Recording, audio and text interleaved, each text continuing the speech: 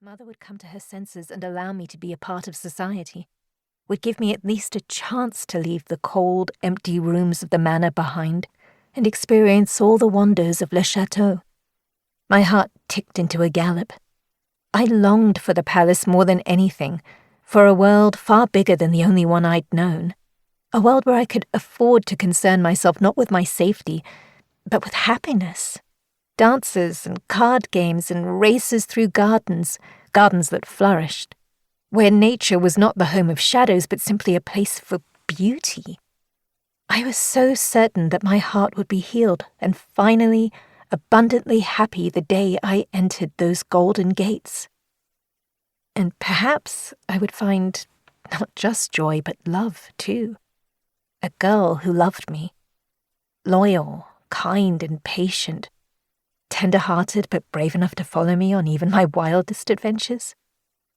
Well, I wasn't going to have my fairy tale on this side of the wall.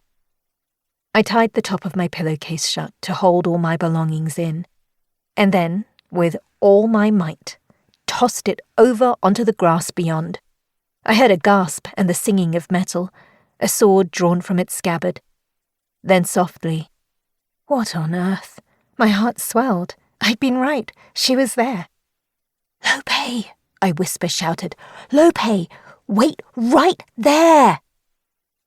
With sweaty palms and a thrumming pulse, I grasped onto the thick vines and sturdy brick in front of me and climbed until I could heave myself up onto the wall, sitting astride it like I was on horseback. Below was Lope, shielding her eyes from the dying light. Her mouth hung agape. "My lady," she croaked. "What are you doing?" "Going on an adventure," I whispered back. I glanced over my shoulder toward the manor, but thankfully there was no sign of Mother or any guards. When I looked at Lope again, the distance from her was dizzying. I squeezed my eyes shut and swallowed the knot in my throat. I seem to have forgotten about climbing down. Lope unbuckled the scabbard from around her hips and tossed it onto my pillow bag, lying in the grass. She approached the wall, holding out her hands for me like I was some cat stuck up in a tree. "Slide your legs over," she coaxed.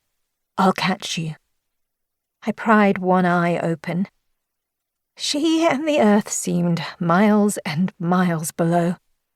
I wobbled in place and took in a sharp breath, screwing my eyes shut. "Do you promise?" I peeped. She laughed, soft and shy. "I'll catch you. May the gods strike me down if I'm lying." In spite of everything, I smiled. Mother said I was too much of a dreamer, that I had an insatiable desire to be in a fairy tale. But with Lope, that never seemed to matter. I was the only person in the world who could make her smile. Practical, focused Lope, who had a near-permanent furrow in her brow and a hand on her sword, but who always listened with relish to my made-up stories of all things marvellous. What harm did it do, seeing the beauty in the world, wanting to have a life happier, more beautiful, safer than the dull one we lived within this crumbling manor? Seeing Lope now just reaffirmed that I was making the right decision. For all of us. I slipped over the wall, and just as she'd promised, Lope's arms anchored around me. I was in the warmth of her hold for just a moment before she delicately stood me upright. I dug my boots into the dirt, grateful to be earthbound once more. I gazed up at my dearest friend, taking in the face that was as familiar to me as the ground beneath my feet. Pale, marked with faint white scars. Her long, elegant nose. The notch in her brow when she frowned.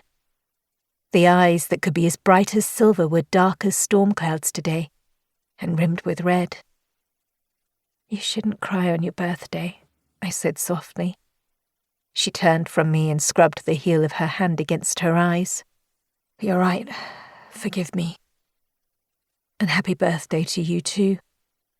I always found it the most charming, magical thing that the two of us were born on the very same day, under the very same star.